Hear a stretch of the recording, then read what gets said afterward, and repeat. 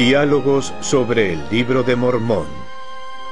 Alma, 13:16.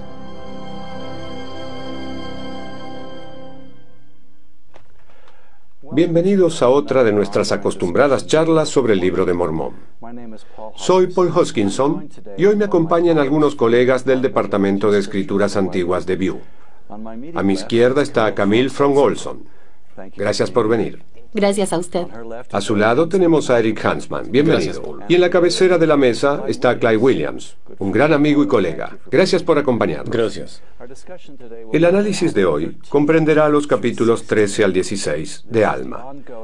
Esto ocurre durante la misión que Alma realiza entre el pueblo de Amonía. Comenzaremos con el capítulo 13, el cual nos brinda uno de los sermones sobre el tener fe y creer y sobre la vida preterrenal. Es uno de los sermones más interesantes que hallamos en las Escrituras. Sé que usted, Clyde, estudió mucho esto. Espero que haga algún comentario al comenzar a analizar el tema. Al estudiar este capítulo durante años me desconcertaba un poco y me preguntaba por qué Alma y Amulek, que han estado enseñando a este pueblo apóstata, empiezan repentinamente a pronunciar un gran discurso sobre el sacerdocio de Melquisedec. Esto llegó a molestarme un poco. Pensaba, estas personas no están preparadas para oír acerca de este sacerdocio. Un capítulo con profunda doctrina dirigido a personas apóstatas. Me preguntaba qué motivo podía llegar a justificar que Alma hable de esto. Con el tiempo me di cuenta de que la razón es que Alma se dirige a un pueblo que pertenece a la orden de los Neores, cuyos miembros practican las supercherías sacerdotales. De modo que aquí vemos un contraste entre dichas supercherías y el verdadero sacerdocio. Es probable que algunas personas que han oído estas palabras digan, esto es lo que significa participar en nuestras supercherías sacerdotales, pero esto es lo que debemos hacer y las normas que debemos vivir. Alma compara todo ello aquí, lo cual me pareció maravilloso al entenderlo. Luego pensé, de seguro José Smith no pudo haber inventado todo esto. Este capítulo es extraordinario. No es posible. Qué gran Verdaderamente. comentario. Clyde, además, y ya que usted mencionó que el pueblo profesa la fe de Neor, aparte de practicar las supercherías sacerdotales, también sabemos que abrazan la doctrina del anticristo. Ellos no creen en Cristo. Y al analizar esto, uno de los aspectos que me llama poderosamente la atención es que todo este mensaje sobre el sacerdocio está relacionado con el Salvador y con que Él es el gran sumo sacerdote, con lo que los sumos sacerdotes representan a Cristo y con la forma en la que las ordenanzas del sacerdocio aplican la expiación en nuestra vida. Y si consideramos las palabras que Alma y Amulek ahora pronuncian y sus discursos previos sobre los juicios del Señor, veremos cómo se relacionan también. Así que aquí se compara el sacerdocio en contraste con las supercherías sacerdotales. Pienso que resulta realmente interesante que lo llame el Santo Orden de Dios, en lugar de el sacerdocio de Melquisedec, Según el orden de su hijo. en contraposición a la Orden de Neor. Paul, usted que analiza tanto el Antiguo Testamento, díganos qué significa la palabra Melquisedec en hebreo. ¿Significa rey de justicia? Sabemos que existió alguien llamado Melquisedec, pero ¿el nombre en sí en realidad no es también una referencia a Cristo? Así es. Aunque siempre me molestó un poco que pensemos que se llamó al sacerdocio de Melquisedec con el nombre de un ser mortal. Sin embargo, el sacerdocio no es el orden de este hombre mortal. A pesar de que esta maravillosa persona haya sido grandiosa, buena, justa y muy exitosa en predicar el Evangelio de Jesucristo. Es el orden de Jesucristo, el Hijo de Dios. Aunque yo también soy un poco lento, y no digo que usted lo sea, Clyde, pero yo sí lo soy. Un día finalmente me di cuenta de que el nombre de esta persona significa el Rey de Justicia. Se trata de un nombre teofórico, que es el término técnico que denomina este tipo de palabras. La mayoría de los nombres que aparecen en el Antiguo Testamento contienen el nombre de Dios dentro de la palabra. Por ejemplo, Isaías y Jeremías contienen el nombre de Dios, al igual que el nombre Melquisedec. Es uno de los títulos de Cristo. No denominamos al sacerdocio como lo hacemos en homenaje a este hombre mortal que lleva uno de los títulos del Mesías, sino en honor a la persona que él representa, en homenaje al título que él lleva, el Rey de Justicia. Y cuando se nos proporciona la información de contexto sobre Melquisedec y se nos dice que es el rey de Salem, es decir, Shalom, aparece otro de los títulos que asociamos con Jesucristo, príncipe de paz. Exacto. Creo que también es importante mencionar que al comienzo del capítulo, Alma explica el orden del sumo sacerdocio. Este es el mejor pasaje del Libro de Mormón y uno de los mejores de todas las Escrituras, ya que aquí se explica que estos sacerdotes fueron ordenados de acuerdo con la presencia de Dios y desde la fundación del mundo. Aclaremos algo. Pienso que todos estaremos de acuerdo con ello. Cuando Alma habla sobre los sumos sacerdotes y el sacerdocio, se refiere a quienes son ordenados al sacerdocio de Melquisedec, del cual este hombre, Melquisedec, es un modelo ideal, de modo que este mensaje se refiere a todos los que reciben el sacerdocio de Melquisedec en esta vida. Además, Alma también presenta una doctrina muy impresionante sobre ello en este capítulo. No se limita al oficio actual de sumo sacerdote, sino a todos los que poseen el sacerdocio mayor. En contraposición al oficio de sumo sacerdote del sacerdocio aarónico. Alma no se refiere a ese oficio. Correcto. Además, Alma presenta aquí un concepto muy importante sobre la vida preterrenal. Si leemos detenidamente el versículo 4 y en especial el 5, notaremos que dice que al principio, es decir, en la vida preterrenal, todos se hallaban en la misma posición que sus hermanos. El versículo 4 menciona que había algunos que rechazaban el Espíritu de Dios a causa de la dureza de sus corazones. En otras palabras, Lucifer y sus seguidores. Y por ello perdieron ese derecho y privilegio. Creo que esto es muy justo. Todos tuvimos la misma oportunidad. Nadie nació predestinado a ser un fracasado ni un rebelde, sino que fue su decisión, ya que todos nos hallábamos en la misma posición. Todos teníamos el potencial de hacer lo correcto, incluso Lucifer, cuyo nombre significa el que brilla o portador de luz, y quien cayó del estado que el Padre deseaba para él. Volvamos al comienzo, en el versículo 1. Comencemos por el 1. Bien. Aclaremos que cuando dice, quisiera dirigir vuestros pensamientos, Alma se está refiriendo a la época preterrenal. En la traducción, Alma habla de una forma que no es Correcto. común. La expresión viene de otra lengua. Significa regresemos al principio, hasta la vida preterrenal. A eso se refiere. Dice, dirijan sus pensamientos hacia la época en que nos hallábamos en la etapa preterrenal, cuando estos sacerdotes, de acuerdo al versículo 2, fueron ordenados según el orden del Hijo de Dios. ¿Y para qué fin fueron ordenados? La respuesta es interesante. De una manera que haría saber al pueblo el modo de esperar anhelosamente a su Hijo para recibir la redención. Lo cual significa que cuanto más contacto tengamos con estos hombres que han sido ordenados al sacerdocio mayor, tanto más podrán ellos ayudarnos a identificar con claridad a Jesucristo, si es que viven de la forma Sí. apropiada, ¿verdad? Porque ellos son un símbolo de Cristo cuando viven dignamente. Se espera que estén siguiendo al Maestro. Aquí dice que son ordenados de una manera que nos hará saber el modo de esperar al Hijo. Estos hombres, según el versículo 3, se hacen dignos de este llamamiento tanto en la vida preterrenal como en esta vida. ¿Y cómo se hacen dignos de ello? Lo que quiero decir antes de responder esa pregunta es que Jesús es el ejemplo supremo de esto. Él aceptó su llamamiento como el primogénito del Padre. También aceptó su llamamiento como el Salvador. Cristo significa el ungido. Jesús fue escogido y ungido. La ordenación al sacerdocio de un hombre es un símbolo de la selección y fidelidad que podemos ver en el caso del Salvador. Dicha ordenación es un símbolo y una figura de lo que Cristo hizo por nosotros, así como de su función. De lo cual Melquisedec, como hombre aquí en la tierra, se convierte en un símbolo o modelo. Tal vez el primer modelo. Correcto. Pasemos al versículo Sí. 3, donde encontramos una introducción más específica a lo que aconteció en nuestra vida preterrenal. Habiendo sido llamados y preparados desde la fundación del mundo, que es la frase con la que se designa la vida preterrenal en el libro de Mormón, de acuerdo con la presencia de Dios, de modo que ya desde la preexistencia Dios conocía nuestro futuro y lo que haríamos más adelante, pero añade por causa de su fe excepcional y buenas obras, lo cual se refiere a nuestra parte. Resulta curiosa la puntuación del versículo que da lugar a dos posibles interpretaciones. La frase de acuerdo con la presencia de Dios se refiere a que Dios conocía la fe excepcional y las buenas obras que estos hombres tendrían en el futuro, o se refiere a su fe y buenas obras en la vida preterrenal. Ambas interpretaciones son posibles, ya que el Señor ciertamente sabía lo que iba a acontecer. Creo que el marco de interpretación posible da lugar a la muy interesante posibilidad de que sí teníamos albedrío en la vida preterrenal, así como oportunidades de ejercer la fe. Fe en... Jesucristo. Hubo al menos un tercio del grupo que tenía conocimiento de Jesús, pero no tuvo la fe suficiente como para poder seguirlo. En mi opinión, esto responde la desconcertante pregunta. Si morábamos en la presencia de Dios, ¿por qué la tercera parte de sus hijos rechazó el plan? Me parece que aquí aparece la respuesta. Se debe a que no tuvieron fe en Jesucristo y en la expiación, y debido a que carecían de tal fe en Jesucristo y en la expiación, prefirieron apoyar un plan que no la requería.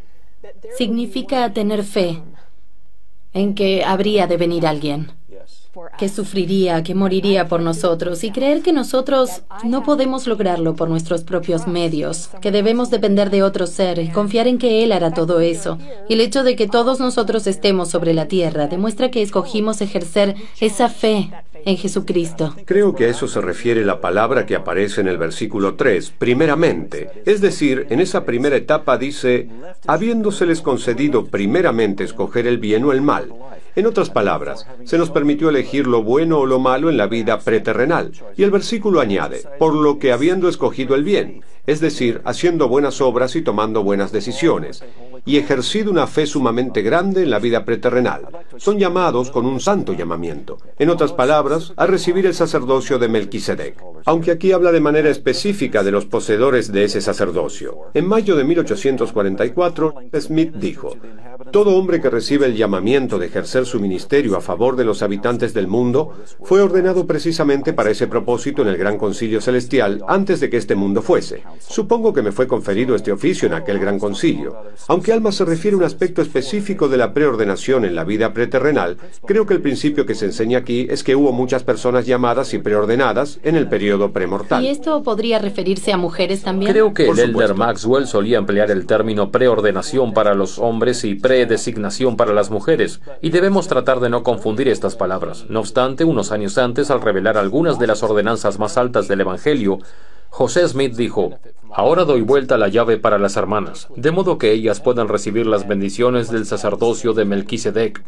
Y esto es así porque deben haber tenido la misma clase de fe y buenas obras. El sacerdocio no es un género, es el poder de Dios. Lo vemos reflejado de manera muy clara en estas páginas. Observen el versículo 5. ¿Puede existir otro pasaje más claro que este? Es imposible no ver lo que dice. Al final dice, haciéndose en la expiación y por medio de la expiación del Hijo unigénito que fue preparado. Bueno, el poder de expiación es infinito y eterno y no tiene límites de tiempo ni de espacio, ya que al final del versículo que estábamos analizando, el 13, explica cómo estas personas son preparadas con ese santo llamamiento que con una redención preparatoria y de conformidad con ella se dispuso para tales seres. Este pasaje nos decía que las personas podían tomar decisiones, escoger el bien o el mal, y a veces escogieron el mal.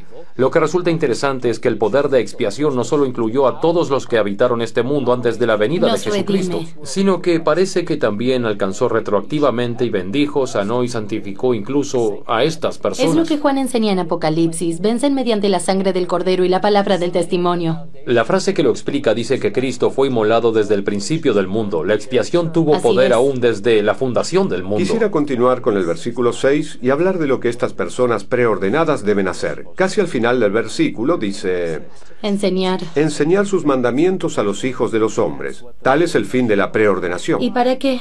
A fin de que todos puedan entrar en el reposo Exacto. del Señor.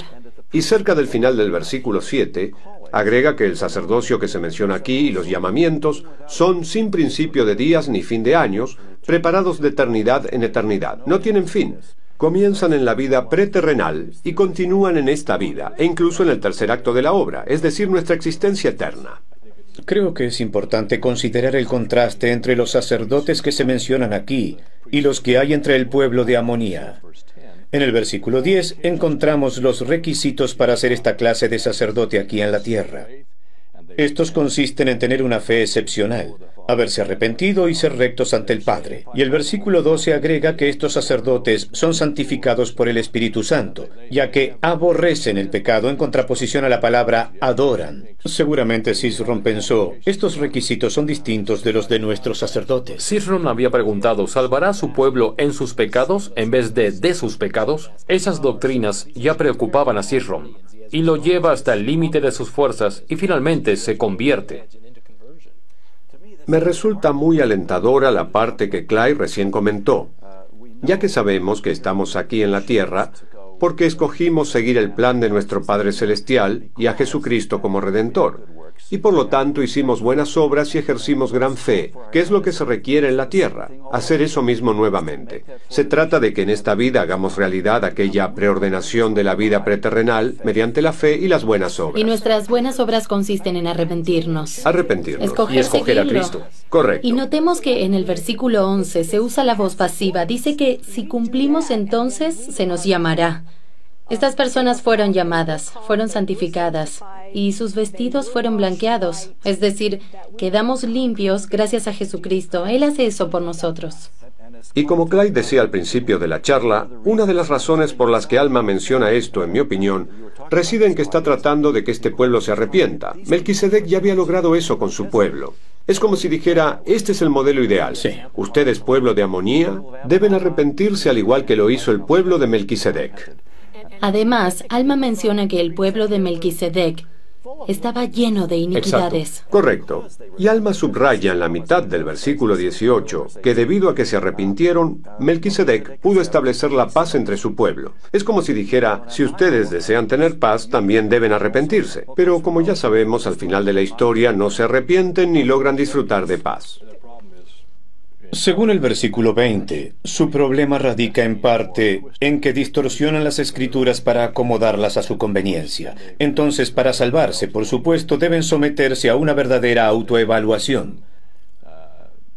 El versículo 28 dice que deben velar y orar incesantemente. Si no lo hacen, continuarán desviados como han estado desviados desde hace algún tiempo. Permítanme analizar un versículo más, el 16. Creo que existe otra cosa que puede ayudarnos. Es la idea de que no solo quienes son llamados a dirigir o presidir en este santo orden contribuyen a que esperemos anhelosamente al Hijo de Dios, sino que también las ordenanzas están diseñadas para ello. Aquí dice que las ordenanzas eran un símbolo de su orden, es decir, eran su orden. Y esto para esperar anhelosamente de Él la remisión de sus pecados. Resulta interesante notar la expresión esperar anhelosamente.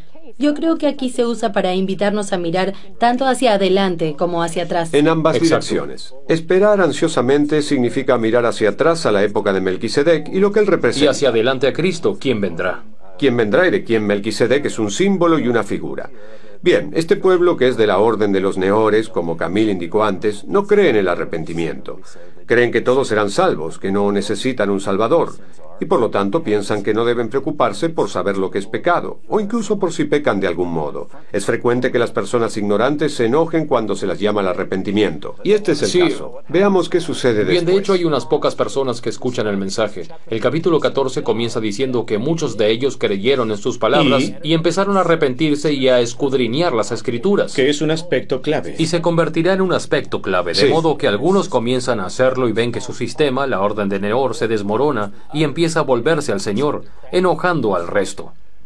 Y Sisrom queda como un hombre con 6 canales dentales a punto de que el dentista los perfore cuando repentinamente se termina el efecto de la anestesia. Conforme comienza a sufrir, Sisrom siente dolor de pies a cabeza. Su mente está atormentada y entiende que ha desviado a otras personas. Resulta curioso que sus palabras sean muy similares a las que describen la experiencia de Alma, a las ¿verdad? que Alma emplea. Se a mí refiere me al parece versículo que Alma 6. comprende bien lo que Y Sisrom observemos padece. cómo reacciona el pueblo en el versículo 7. El pueblo lo escarneció diciendo, ¿estás tú también poseído del diablo? Por causa de lo que creen. Parece que echan a los hombres que Sí. creen, y luego reúnen a las mujeres y los niños de los creyentes para también destruirlos. Pero como dijo usted, destruyen la evidencia en contra de ellos, es decir, las escrituras. Deben deshacerse de la evidencia que está en las escrituras. De modo que tras deshacerse de hombres, mujeres, niños y las escrituras, el pueblo de Amonía está listo para ser destruido. Tan pronto como eliminamos a los justos de entre nosotros, quedamos listos para ser destruidos. Sin duda, la destrucción por fuego de las mujeres y los niños es una de las escenas más espantosas de esta parte del libro de Mormón. El ver personas inocentes sufriendo de esta manera debe haber estremecido a Alma y a Amulek. Me pregunto a cuántas personas de estas mujeres y niños conocían Sisrom y Amulek. Uno se pregunta si sus esposas o hijos se encuentran aquí. Ellos conocen a estas personas. Es una situación difícil. Una de las grandes enseñanzas doctrinales de esto se halla en el versículo 11, el cual consiste en que a veces el Señor permite que los inicuos hagan estas Amulek cosas. intenta Correcto. detener esto. Sin embargo, Alma lo permite para que los juicios sean justos sobre estos inicuos, como dice al final del versículo 11. Es como si dijera, no hay que preocuparse por ellos, ya que el Señor recibe a estos mártires en su gloria. Ahora están en un mejor lugar. Es difícil para nosotros permanecer aquí y tener presente eso, pero así es. Ellos se hallan en un mejor lugar y en mejores circunstancias. También resulta interesante que esto es análogo al capítulo 6 de Apocalipsis, donde Juan ve a todos los mártires de su época y su sangre debajo del altar que clama venganza. ¿Hasta cuándo, Señor? Pregunta. Bueno, aún falta que acontezcan algunas cosas, responde él. Es difícil, como usted dice. De hecho, lo difícil es no hacer justicia, y es terrible contemplar el sufrimiento de los inocentes. Sin embargo, Alma se dispone a obedecer al espíritu a pesar de los deseos naturales que siente, supongo yo, de hacer algo al respecto. Alma debe escuchar lo que el espíritu le dicta, y cuando Amulek le pregunta, ¿nos quemarán también a nosotros?, su respuesta es no. Alma dice, hágase según la voluntad del Indudablemente Señor. es así. Si así fuere, estoy dispuesto Pero a lo que morir. deberán padecer no es nada fácil de Después, pasar. cuando padecen lo que les toca sufrir, desean haber sido quemados. Deben enfrentar a sus acusadores y padecer lo que les hacen. De algún modo, Alma, Amulek y tal vez hasta cierto punto Sisrom se convierten en símbolos de Cristo mediante esta experiencia. Ellos sufren dolor, ellos son desechados. Se los golpea, se los saliva y se los grita. Además, permanecen encarcelados durante 3 días. Se los Durante humilla. muchos días. Resulta interesante, después de que usted dijera que los poseedores del sacerdocio de Melquisedec deben ser símbolos de Cristo, ver ahora a estos dos grandes sacerdotes seguir los Incluso pasos. cuando les dicen, ¿por qué no pueden salvarse de esto? Es casi el mismo palabrerío. Sí. Incluso el versículo Como Jesús en la 26. Es como escuchar a José Smith. Él también es un símbolo. Luego dicen, ¿cuánto tiempo, Señor, sufriremos? Y entonces se rompen las ligaduras o cuerdas con las que están atados. Esto nos hace pensar en Cristo, quien quebranta las ligaduras de la muerte y del pecado. Después, el versículo 27 dice, la tierra se estremeció fuertemente y los muros de la cárcel se partieron en 2. Esta terminología se parece a la empleada en los 4 evangelios para El describir momento en que se abre la tumba. Lo notable es que todos los que estaban en la cárcel mueren, salvo Alma y Amulek. Ellos y salen vivos. caminando Sí. ilesos. Lo que me llama la atención de esto es que hablamos de que los miembros de la iglesia deben permanecer en lugares santos para estar protegidos. Y Alma y Amulek están en la cárcel sin ropa, alimentos ni agua. Sin embargo, los muros de la prisión caen y ellos son los únicos que se salvan y salen. Deducimos que están en un lugar santo no porque la cárcel fuera santa, sino porque ellos lo son. La santificaron. El último versículo de este capítulo es muy interesante, ya que cuando la cárcel se desmorona y sucede todo esto, el pueblo huye como una cabra, dice al final del versículo 29. Se trata de una metáfora interesante, como una cabra con su cría huye de 2 leones. Al haber sobrevivido un justo juicio, Alma y Amulek, que habían sido mansos como un cordero, son leones repentinamente, lo cual es muy similar a que, aunque consideremos que Jesús es el Cordero de Dios, también es el león que aparece en el Apocalipsis. ¿Y quiénes están a la izquierda del Salvador durante el juicio final? Los cabritos. De modo que todas estas personas huyen como las cabras. Sí, y los inicuos huyen aunque nadie los persiga. Así que lo único que necesitan hacer es mostrarse, y estas personas inicuas escapan. Perdón. En el capítulo 15, parten de Amonía hacia otra tierra, donde encuentran a Sisrum, quien está muy enfermo. Esto es muy curioso y no se trata de una simple gripe. Es el infierno. Sisrom está literalmente enfermo por dentro. Está deshecho de dolor. Él está, como diría... Siente la tristeza según Dios. Exactamente. Es curioso que se haga énfasis en que padece una fiebre ardiente, ya que en partes previas del libro de Mormón se nos dice que el tormento de los inicuos será como un lago de fuego y azufre, y Sisrom parece quemarse. Se trata de un padecimiento físico causado por los pecados que son de índole espiritual, expresado de una manera particular. Alma y Amulek visitan a Sisrom para intentar ayudarlo, y cuando Alma habla con él tiene lugar una conversación similar a la que Alma tuvo con el ángel durante la experiencia de su conversión. Observemos la primera pregunta. Dice, ¿crees en el poder de Cristo para salvar? Ese es el Y punto Sisrom fundamental. responde, sí creo en todo. Luego Alma dice, si crees en la redención de Cristo, tú puedes ser sanado. Y Sisrom contesta, sí que creo. Y a partir de allí es fiel por el resto de su vida. Después de esto, cada vez que encontramos a Sisrom, lo vemos enseñando el Evangelio. Sí. Es un relato maravilloso sobre la conversión de este ex oponente de Alma. Luego, en el capítulo 15, Alma finalmente tiene la oportunidad de regresar a su hogar. ¿Imaginan el alivio que siente al poder volver? Y lleva consigo a Amulek. Lleva y ya no consigo a tiene hogar. Amulek. Es un hermoso relato sobre la hermandad, el amor y la retribución. Aquí dice que Alma lo atendió en sus tribulaciones y lo fortaleció en el Señor. Así es.